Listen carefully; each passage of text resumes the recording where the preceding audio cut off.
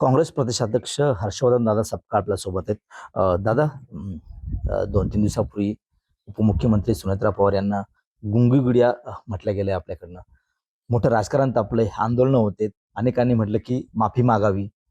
काय नेमकी तुमची भूमिका असणार आहे? हे कोणाचं वक्तव्य आहे? कोण बोललं? मी हे बोललो हे दाखवणं म्हणजेच धचा माच करण्याचं नव्हे, तर चिंधीचा साफ करण्याचा प्रयत्न आहे. त्यामुळे पहिले पृथ्वीराज चव्हाण साहेबांचे नेते, त्यांच्या संदर्भात हे बोललं म्हणून वक्तव्य आलं. नंतर मग ते कुठेतरी माझ्याकडे वळवलं. एकंदरीत आज रोजी जे मुद्दे आहेत, त्या मुद्द्यांवर चर्चा होऊ द्यायची नाही. भ्रष्टाचारावर चर्चा होऊ द्यायची नाही, म्हणून नॉन इश्यूला इश्यू करण्याचा हा कुठेतरी प्रयत्न आहे. राहता राहिला हे वक्तव्य का हे ट्विट याची काय वस्तुस्थिती आहे, तर अखिल भारतीय काँग्रेस कमिटीच्या महाराष्ट्र या विभागाने हे ट्विट हे केलं होतं. आणि जे ट्विट केलं होतं त्याचा संदर्भ हा व्यक्तिगत नव्हता. अवमानाचा कुठे दूरदूरपर्यंत तर संबंधच नाही.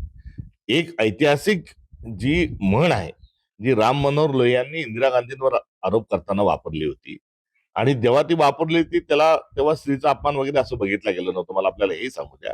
त्यामुळे एक राजकीय संदर्भ आणि एक म्हण जी आहे ती अ, त्या विभागाने, काँग्रेसच्या आमच्या विभागाने ती ट्विटमध्ये वापरली. तिला पार्श्वभूमी पत्रकार परिषदेत प्रश्न विचारून न देणे, हा हा ही पार्श्वभूमी होती. आणि राजकीय काँग्रेसने टाकलेला त्याच्यावर कटाक्ष होता. यात कुठेही विपर्यास करण्याची आवश्यकता नव्हती. त्यामुळे जे कोणीच बोललं नाही ते बोलून महाराष्ट्रभर आंदोलनं करणं किंवा आमच्या पृथ्वीराजजींच्या संदर्भामध्ये नाहक कुठलाही दूरदूरपर्यंत संबंध नसताना कांगावा करणं, हा म्हणजे महाराष्ट्राच्या मूळ मुद्द्यांवर चर्चा होऊ न देणे हा त्यातला असणारा हा भाग आहे. त्यामुळे लालबहादूर शास्त्रीच्या संदर्भात मूर्ती लहान कीर्ती महान पण म्हणतो. त्यानंतर मनमोहन सिंग यांचा एवढा ओजस्वी कार्यकाळ राहिला, मात्र त्यांनाही मौनी बाबा म्हणून त्यांनाही कुठेतरी राजकीय दृष्टिकोनातून त्यांच्यावर आरोप झाले.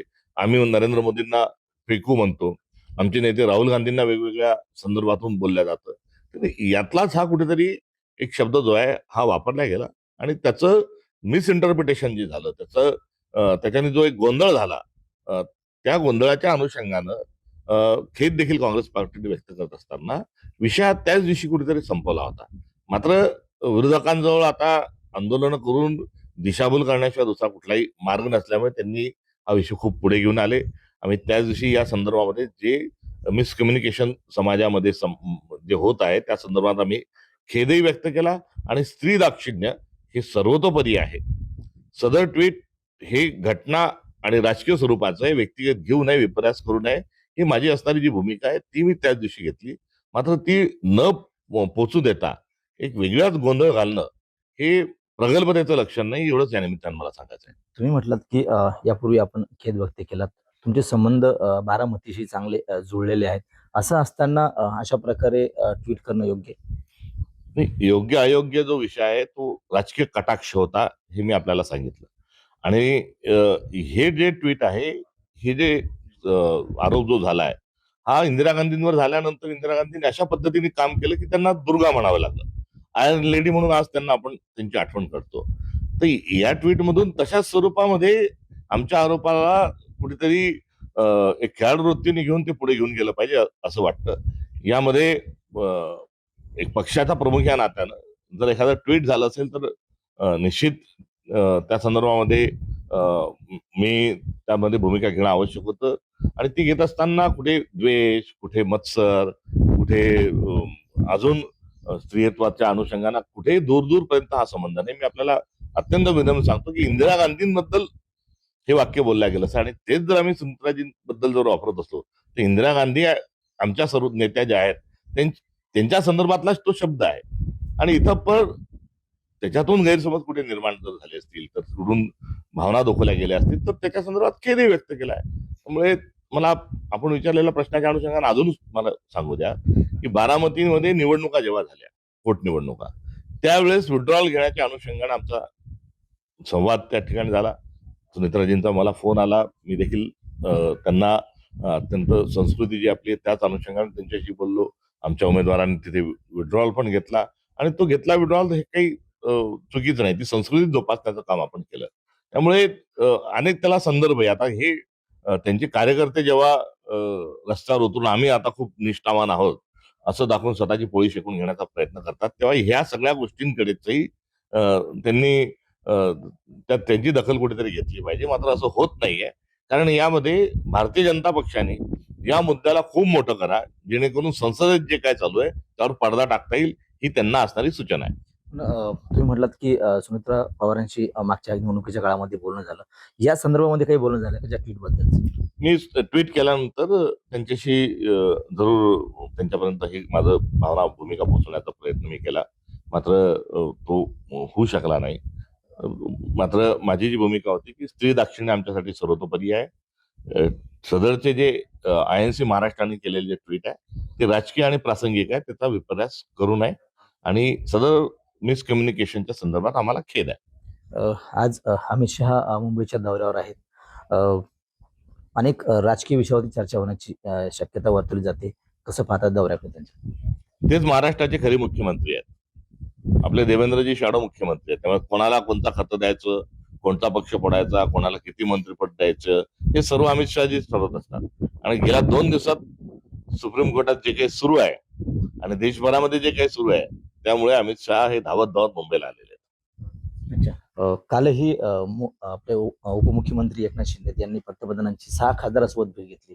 कुठेतरी जे सुनावणी सुरू आहे त्याबद्दल काही चर्चा झाली आहे? अनेक लोकांच्या झोपा उडाल्या आहेत. तर ती पुन्हा झोप यावी यासाठी केलेला तो उपचार असावा, शिष्टाचार नाही. दोन्ही पक्षाकडनं दावे केले जातात की शिवसेना पक्ष आमचा, चिन्ह आमचं, धनुष्यबाण आमचा. खरं पक्ष चिन्ह कोणाचं असेल? सूर्य पूर्वेकडून उगवतो तसाच धनुष्यबाण हा बाळासाहेब ठाकरेंचा आहे, धनुष्यबाण हा उद्धवजींचा आहे. मोहन भागवत यांनी 2 दिवसापूर्वीच जिंजीसोबत संवाद साधलाय. आजही ते खामगाव दौऱ्यावर आहेत. काय वाटतं, युवकांना जवळ आणण्याचा प्रयत्न होते? प्रश्न विचारणं याची बंदी ही राष्ट्रीय स्वयंसेवक संघात आहे. आता तरुण प्रश्न विचारतात आहे. इथेच राष्ट्रीय स्वयंसेवक संघाचा पराभव आहे आणि संघाची 100री भरलेली आहे. मनोज जरांगे यांनी सरकारला 20 तारखेपर्यंत अल्टिमेटम दिलाय. पुन्हा एकदा आरक्षण रद्द करण्याचा घाट होत असल्याची त्यांना शंका आहे. सरकारला अल्टिमेटम दिला, काय वाटतं? एकंदरीत जातीनिहाय जनगणना करून हा प्रश्न सोडवला पाहिजे. त्यामुळे ते आता जनगणना सुरू आहे, त्यामध्ये जातीचा कॉलम ऍड करावा आणि सर्व समाजाच्या आरक्षणाचे प्रश्न जे आहेत ते सोडवावे. शेतकऱ्यांच्या खात्यामध्ये कर्जमाफीचे पैसे जमा झालेत. काल पहिला हप्ता जमा झालाय. अनेक शेतकरी नाराज आहेत. त्यांना KYC करता आले नाही. बँकेमध्ये एक वेगळी रक्कम दिसते, KYC करताना वेगळी रक्कम दिसते. हा सगळा संभ्रम निर्माण झाला शेतकऱ्यांमध्ये. बुद्धिभेद करणं हाच या सरकारचा असणारा त्याच्यात त्यांचा हातखंडा आहे. त्यामुळे संपूर्ण कर्जमाफी करावी, ही फसवी कर्जमाफी आहे. या कर्जमाफीतून फक्त घोषणा होती आहे, मात्र धरातलवर काही होत नाही. शेतकऱ्यांना कुठल्या याचा लाभ मिळत नाही. याचे अनेक उदाहरणं समोर येतात आहे. त्यामुळे मुळात ही कर्जमाफी फसवी आहे.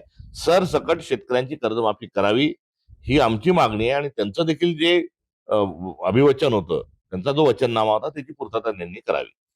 जे राष्ट्रवादीचे प्रशांत किशोर आहेत यांच्या वक्तव्यावरून काल राजकारण तापलंय राष्ट्रवादीमध्ये. कसं पाहता तुम्ही या सगळ्या प्रकरणाकडे त्यांच्या? अजून आता बऱ्याच गोष्टी पुढे यायच्या आहेत. त्यामुळे या सरकारमध्ये 3 पक्षांमध्ये सर्व अलबेल नाही. गँग ऑफ ट्रिपल इंजिन सरकार आहे, त्यामध्ये अशा गोष्टी चालतच राहणार. आणि अंजली दमन म्हटलं की सुनील तटकरे जे आहेत प्रदेशाध्यक्ष, हे फक्त नावापुरतेच आहेत या सगळ्या प्रकरणात. आता कोण नावापुरतं आहे, कोण पदापुरतं आहे, निवडणूक आयोगाने पाठवलेलं जे खरमरीत पत्र आहे त्याचा काय उत्तर आहे, असे अनेक प्रश्न आहे. त्यामुळे मुळात आता या देशातल्या लोकांनी भाजप आणि त्यांच्या मित्रपक्षांना घरी बसवण्याचा निर्णय हा घेतलेला आहे आणि त्यात ज्या अनेक तांत्रिक चुका आहेत आणि सत्तेचं हपापलेपण जे आहे ते हपापलेपण जे आहे त्यात हे गोत्यात आल्याशिवाय राहणार नाही, असं एकंदरीत चित्र आहे. उमेश पाटील असं म्हणतात की दादांनी ज्या लोकांना संधी दिली तेच लोक आता मानसिक त्रास देतात म्हणून. या संदर्भात काही मला कल्पना नाही. नक्कीच. तर हे होते काँग्रेसचे प्रदेशाध्यक्ष हर्षवर्धन दादा सपकाळ. कॅमेरामन निलेश देशमुखसह गणेश सोळंकी, TV9 मराठी, बुलढाणा.